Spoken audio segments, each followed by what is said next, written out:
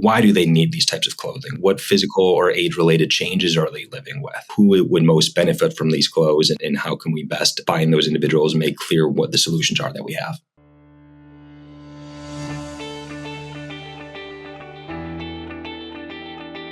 And I want a good show, damn it.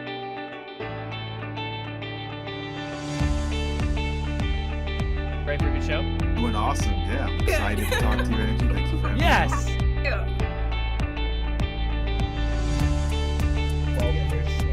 Always been big into archery, and my dad said, "Hey, you guys want to start an archery store?" Yes, that's how I always Yes, of course. Let's do this together. Hello, everyone. Welcome to another episode of the E-Comm Show.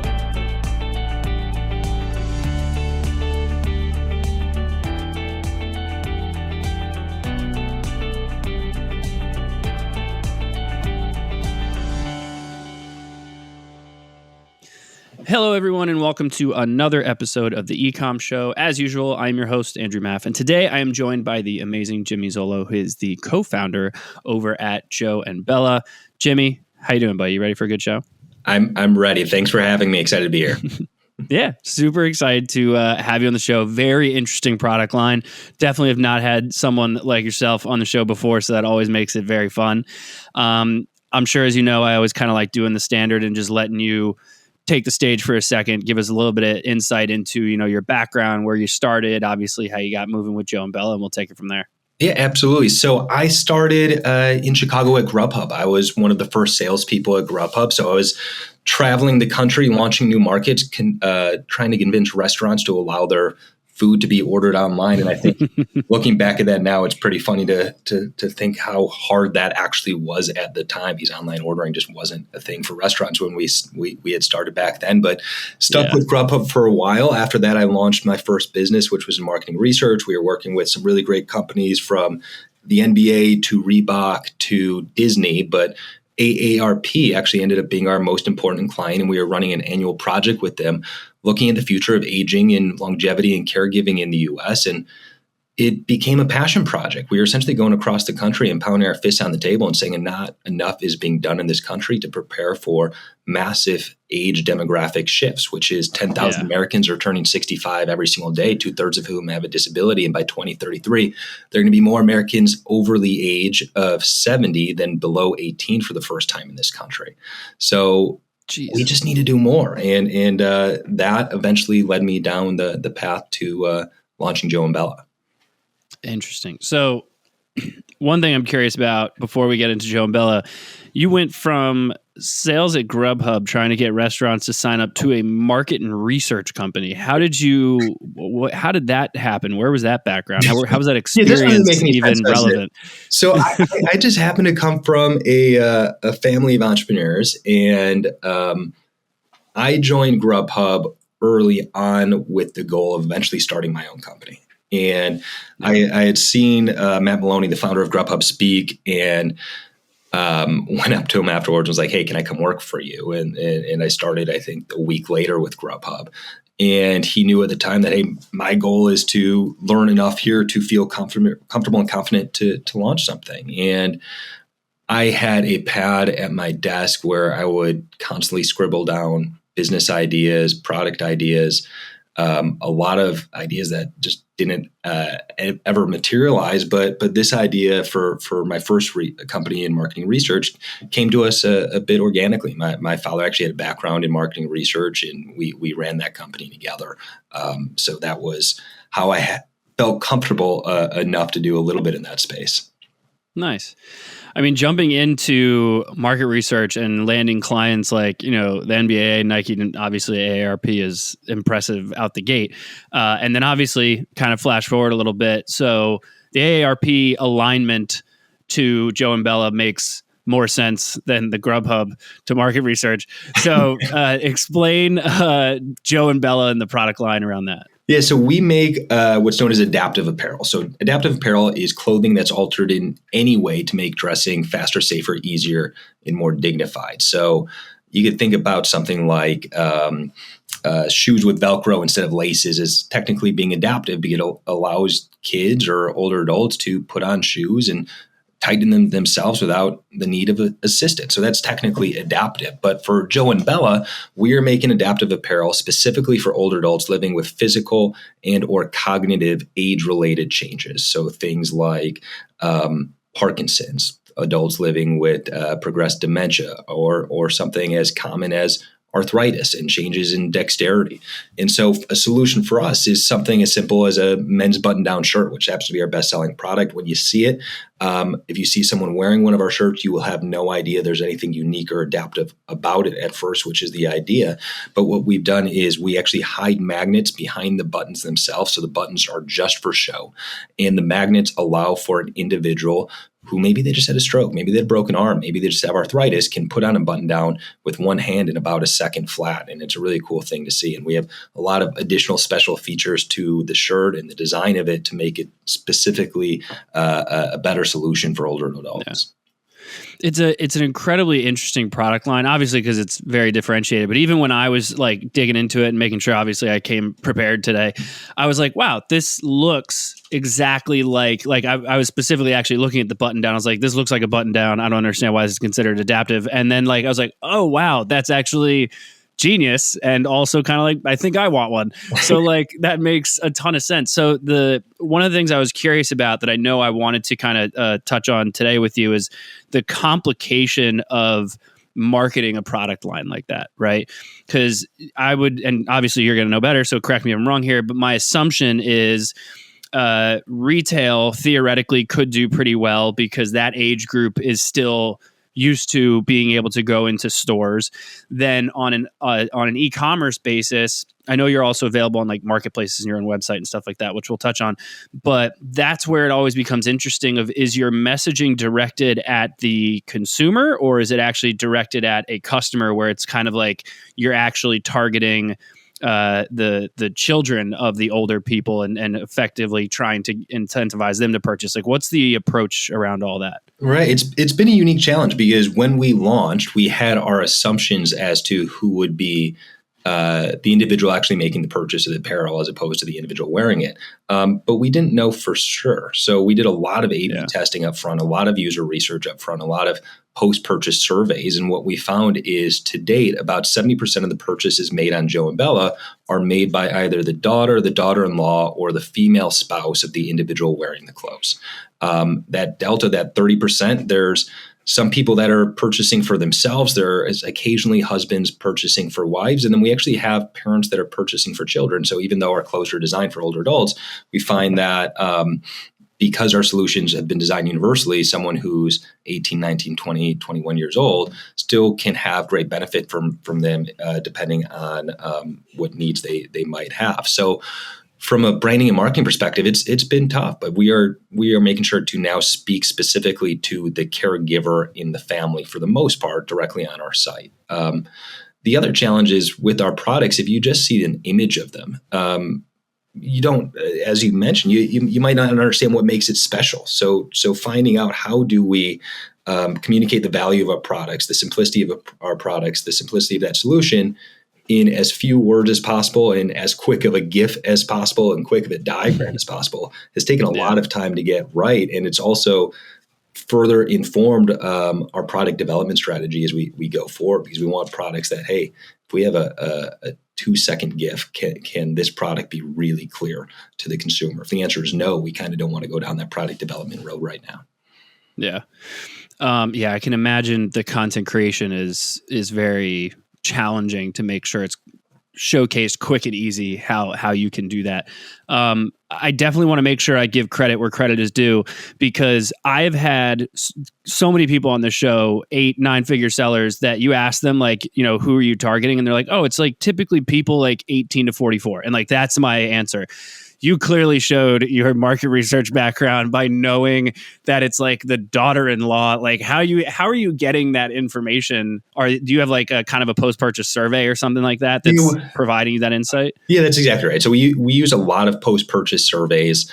Obviously, without you're never going to get full opt-in and full completion rates on those post-purchase surveys, but we now have enough of those that we're able to look at our audience and sort of map it out at a broader scale. So we find that incredibly important for us. And we also are now going down the road of trying to understand, all right, if you are the daughter or the daughter-in-law and you're caring for your loved one, why do they need these types of clothing? What physical or age-related changes are they living with? So that's sort of that next step for us, where we're really trying to understand who would most benefit from these clothes and how can we best find those individuals and make clear what the solutions are that we have.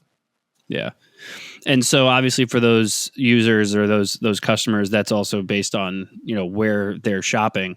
So in terms of your availability, obviously you have your own website. I know you're available on Amazon. Are there any other sales channels that you're currently available? We have a few other niche distribution partners. So an example would be a brand called SpinLife, which is one of the larger brands in the US for wheelchair users. And they traditionally have sold things like ramps and wheelchairs themselves and anything that would go along with a wheelchair. But now they also offer Joe and Bella's adaptive apparel. So it's really specific, nicely aligned to the type of individuals that we are trying to help. There's another company called The Right Stuff and Parent Giving, both are websites for families that are caring for an aging loved one. So those sort of niche marketplaces make for natural partners for what we're trying to build. Yeah. What about from a marketing channel perspective? Because I did some poking around before to see like, okay, what do you guys have in motion? And I was like, okay, like kind of light social ads here and there. But what marketing channels have been kind of the primary drivers? Yeah, you're exactly right. So we do a little bit out of social. Right now, it's primarily organic social as well as retargeting. We don't actually do any top of funnel paid social right now.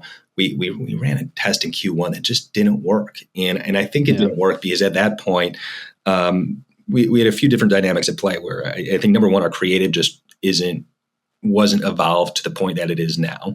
And the second is our customer list was too small that if we wanted to make a lookalike audience in Meta, we just didn't have enough to go on. And I think that really limited our ability to have success there. So I think at some point we'll go back to Meta, but we're having success on other channels, so we don't necessarily have the need to go back there.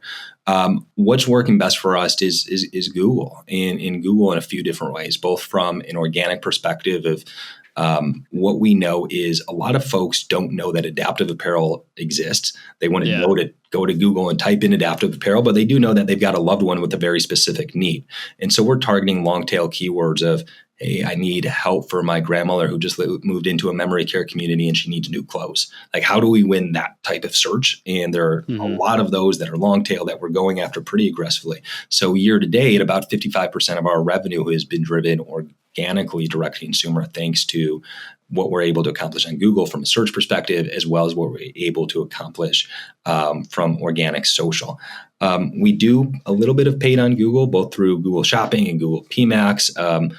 I think shopping for us has been the more stable of the two. PMax we can have a great week or here or there, then a down week, then an up week. It's just, it's the nature of Google PMax. But those have primarily been our paid channels to date. Yeah. It's interesting because to your point, like I would expect there needs to be some additional level of education because it's such a differentiated product line. So I would think that social would do really well. So I find it odd that it didn't work for you when you tried it in Q1. But to your point, like creative, you could have the world's best product, but if your creative's not aligned, it's not going to do much for you.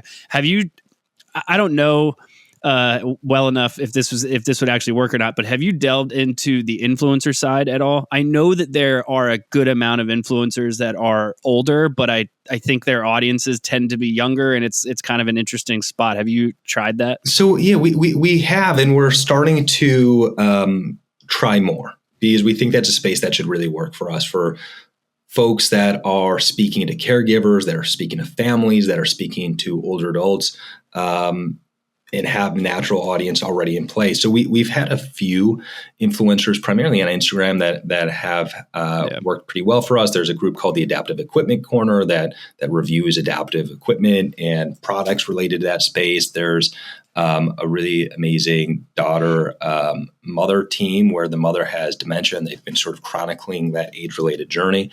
And that's been a fantastic partner. The biggest one, though, we actually partnered with Seth Rogen and his wife, Lauren Rogen. So they have a foundation. Really? They have a foundation called Hilarity for Charity, which is fantastic. They do grants for families taking care of loved ones with Alzheimer's. They just also do some Alzheimer's research, and they do education for young adults when it comes to brain health. So it's a fantastic foundation. And Seth actually helped design a version of our men's button down, which is very much in his style. We call it the vacation shirt because it's bright orange and floral and just sort of ridiculous. Right. $10 for each one that we sell goes back to their foundation. So that sort of partnership has been fantastic and something that we want to grow on meaningfully into the new year. Yeah, I could see that being a big aspect of it too. What about on the Amazon side? I know on Amazon, most brands, it's like a great revenue driver, not the world's best profit. Tough to educate. So I would think for a product line like yours, it might be kind of challenging. What's your experience like on that channel so far? We've been having success on Amazon. I would agree with everything that you said, where, hey, the margins aren't necessarily going to be as strong as they are from a D2C perspective. There's challenges when it comes to education because you can only use 7 images and the type of video content that you can put up there is really restricted. You can only use 4 bullet points in your description. So it just leads to challenges. And of course, the biggest challenge, I think, is the main image that we use in the scroll. It can never be a GIF and it can't use copy. So we can't really call out that something's adaptive or something that's special about it. So if you're just scrolling shirts on Amazon, you'll just see a button down. So we've got to be creative when it comes to how we title the products, the type of images that we use, so that we're really succinct and clear that this is a special and different type of shirt right off the jump. Interestingly, we've had some success when it comes to PPC on Amazon because there are folks that are proactively looking for our solution, similar to Google, that we're able to capture which has then helped increase our Amazon SEO. And so what we've seen to date is our PPC conversions, roughly 80% of them are going to be for individuals over the age of 65. But when it comes to our SEO related conversions or organic conversions to Amazon, over 50% of those sales are by individuals below the age of 40, which is a really interesting dynamic at play that we're trying to better understand. But I think at the end of the day, what we're seeing is, hey, if people just would be fine not buttoning their shirts and would rather use magnets, like why not? It's just a simpler solution. Really? That's what I said. As long as the shirt looks good, why not wear it? So we're excited by that dynamic, and I think that will give us some testing grounds for the brand as we go forward and how we want to potentially reposition things on our own website, or maybe even have as sub brands later on down the road. Yeah. How do you focus on kind of the repeat purchase side? Because to your point, I'm sure Amazon's the top revenue driver, not a lot of control you've got there in terms of communication with the customer. But I would also imagine that, especially since you mentioned your customer is primarily like, the daughter-in-law, the spouse, that there's probably a pretty significant amount of repurchases, at least over a pretty decent amount of time. So how are you kind of controlling that and measuring that? Yeah, there are a few different things. The first one is we have automated flows and campaign flows. We use Klaviyo like so many others do to be really smart about how we follow up with individuals, when we follow up, what sort of additional product solutions we might be offering. So if we know someone had purchased a pair of our adaptive pants, that maybe our adaptive socks are a really great solution to go along with that. Or if they've had a pair of our adaptive pants for a certain period of time, it's probably time for a refresh because most of our pants are intended to be worn with an incontinence brief. So there's just sort of a limited life cycle for that sort of product because you're going to want that clean and fresh on a daily basis. One of the challenges for us up until about 3 weeks ago for our button downs, it actually only came in 3 colors. So a high percentage of individuals that had purchased our button downs for the first time already had all 3 colors in their closet. We finally have some more options available, which is we're excited to see play out over the next few weeks and into the holidays as to what that repeat purchase rate can look like for men who already have 3 colors, and now they've got 3 new options to choose from and hopefully add on in. We offer referral bonuses. We offer occasional discounts. We absolutely trying to incentivize that repeat. But we're still learning. And one of the challenges for what our audience is a lot of the time, individuals who get our products are late stage in their life. The number one 3 reason why a product is returned on Joe and Bella is actually because the individual passed away before the product arrived. So there's just inherent amongst our audience is that a certain segment will not have a high repeat because of where they are in their life journey, and that's something that we've got to be aware of. And but that's who we're here to help, and that's it's a challenge as a business because we will never have like the LTV of a Lululemon. But that's okay. I think we need to frame it in a different lens, and that hey, we think about LTV when it comes to our memory care community partners or our assisted living community partners or our home care agencies that we partner with, as opposed to just the end user of the product. Yeah. Do you is all of the different adaptive clothing options, like, are those all patented, or are these? So you don't have to be too specific in case someone's listening. We do have a patent. We have a few patents. One of them is for our CareZips pants. So it's the only pant on the market that can use a 3-zipper system. So what that means, it has 2 zippers down the side and a third on the inseam by the crotch, which allows the pants to fully open up. So it was designed specifically for incontinence briefs. So an incontinence brief can be changed without the wearer's pants coming all the way off. It turns out it's also a great solution for access to catheters or colonoscopy bags or handheld urinals for individuals who are using wheelchairs. So that is a patent that we're really proud of. We also would say we don't have patents, but we have IP around really clever designs around existing patents on the market without getting too much further into that. We were able to figure out some really clever workarounds to existing patents as well. Yeah. Because I was thinking too, like for my parents, like I know there's a handful of elements where they are very brand loyal, and I could see how licensing that technology to some of those brands that would be open to doing it, it would be very interesting to them to be able to carry that consumer into a later stage in their life with that same functionality. So I find that kind of interesting too. Is that what is the plan with the business? Like what's next? You're exactly right. And if we think about who we're trying to help, it's the boomer generation now who's aging up into this 70 plus age demographic. And boomers are the most loyal generation in American history. It's the generation of Nike. At the end of the day, they compare. The interesting thing is the cost to acquire a boomer is higher than the cost to acquire any other generation in the U.S. Gen Z being the lowest cost to acquire. However, Gen Z is the least loyal group. They are most likely to switch brands on a whim. And so the LTV of a boomer is that much more impactful if you're able to get them loyal to your brand. So we're absolutely open to licensing opportunities. We're in a couple conversations right now with some really amazing legacy brands, and we'll see where those go. But it also has to be the right fit, because at the end of the day, our goal is, hey, how can we help as many people as possible to dress with less pain, with less risk of injury, to feel more dignified? And we want to make sure we're doing that with partners who are not just looking at the bottom line, but are looking to help as many adults as we possibly can. Beautiful. Jimmy, thank you so much for being on the show. Super insightful into a very interesting product line. Really appreciate it. I would love to give the opportunity here, let everyone know where they can find out more about you and, of course, more about Joe and Bella. Thank you. Yeah, you can check us out, joeandbella.com. You can see us on Twitter or X, on Instagram, Facebook, TikTok, all are at Hello Joe and Bella. But yeah, please check us out. Beautiful.